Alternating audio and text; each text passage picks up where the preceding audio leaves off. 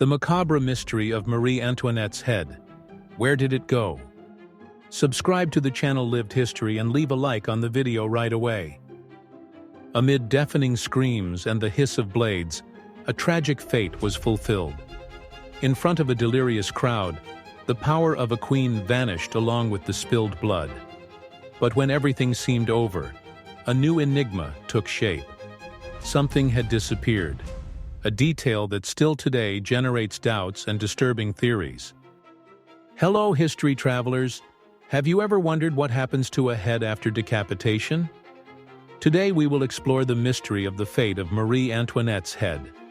Before we begin, leave your super like and let's dive into this dark story. At dawn on October 16, 1793, Marie Antoinette awoke in her dark, damp cell in the Conciergerie in Paris. Far away were the pomp and circumstance of Versailles, the lavish balls and the life of opulence. That morning, the disgraced queen knew she had only a few hours left. The Revolutionary Tribunal had already issued the sentence, death by guillotine. Unlike her husband, Louis XVI, who was led to the scaffold in a closed carriage, Marie Antoinette was carried on an open cart, exposed to the rioting crowd. She wore a simple white dress, a symbol of purity for those who still venerated her. During the journey, screams filled the air. There were those who insulted her and threw mud at her, and those who instead watched in silence, aware that with her death, an era ended. Arriving at the Place de la Révolution, Marie Antoinette showed one last sign of her noble education. Climbing the steps to the scaffold, she tripped over the executioner's foot, and in a thin voice, whispered her last words. "Pardon, monsieur, je ne l'ai pas fait exprès." "Excuse me, sir, I didn't do it on purpose." Moments later, the blade fell with a sharp thud. Silence enveloped the square for a moment, before shouts and applause celebrated the queen's demise. The executioner, Charles-Henri Sanson, raised her head to show it to the crowd. According to some witnesses, the queen's eyes were still open, with an expression of surprise and disbelief. Some swore they saw his lips move for a few seconds after the decapitation, a phenomenon that science now explains as involuntary muscle contractions. As usual, the head was washed with vinegar to preserve it for a few hours before the anonymous burial. However, this time something strange happened. No one knows for sure what happened to Marie Antoinette's head. Usually, the bodies and heads of the condemned were thrown together in common graves, without any identification. Marie Antoinette's body was buried anonymously in the Madeleine Cemetery, the same one that housed the remains of numerous victims of the Revolution. But the head? In the days following the execution, rumors and suspicions began to circulate. Some witnesses claimed that revolutionaries tried to keep it as a trophy. Others tell of painters who asked to paint her before her burial. Some report that locks of her hair were torn out and sold as souvenirs. Yet no official document records the fate of the head. Years later, during the Restoration, the remains of Marie Antoinette and Louis XVI were exhumed and buried in the Basilica of Saint-Denis, the final resting place of French monarchs. However, some scholars speculate that the Queen's skull was never found. Over the centuries, theories have emerged that the head was stolen and hidden by royalist sympathizers, ended up in the hands of private collectors, was stolen and sold on the black market. Officially, Marie Antoinette's remains were supposed to be buried together. However, when the monarchy was restored decades later and the sovereign's bodies were exhumed for transfer to the Basilica of Saint-Denis, something didn't add up. The new King of France, Louis XVI, brother of Louis XVI, ordered that the Queen's remains be recovered and buried with honor. But according to contemporary accounts, the skeleton found seemed incomplete. Where was the skull? Had it actually decomposed over time, or had it been stolen by some collector? The macabre rumors became more insistent when, years later, an unidentified skull appeared in the private collection of a French viscount.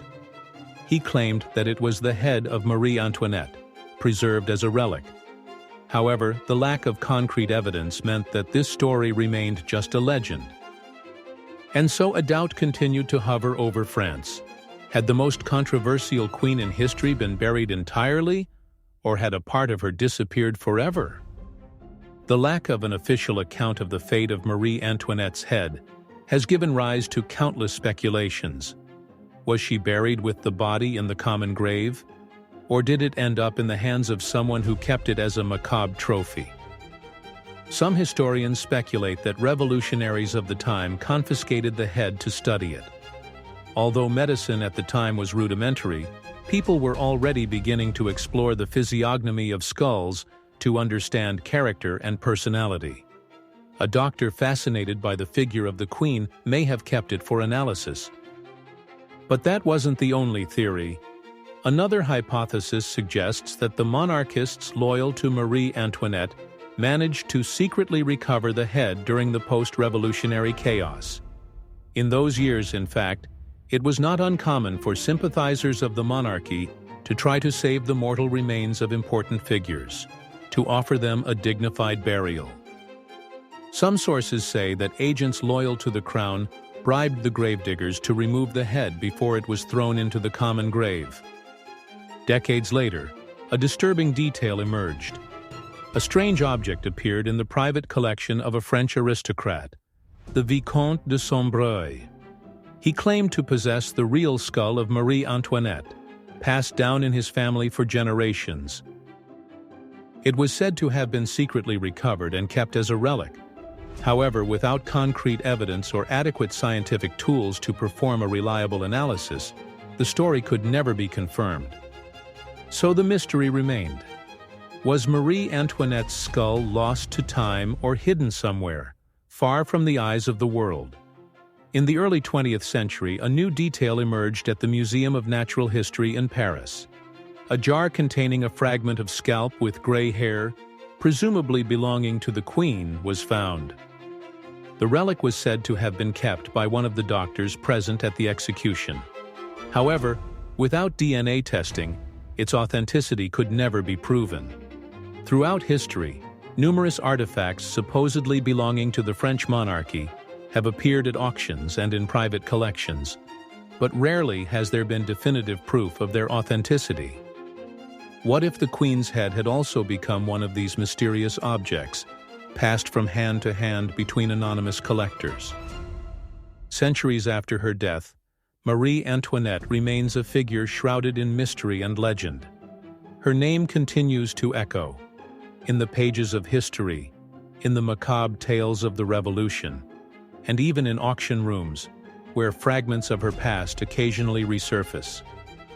The truth may never be revealed, but one thing is certain. The Queen lost her mind in life, but her mystery has remained intact to this day. Subscribe to the channel Lived History, and let me know what you think of this story of Maria Antonietta in the comments, and if you like, leave a like to this video if you liked it. Bye and see you next time.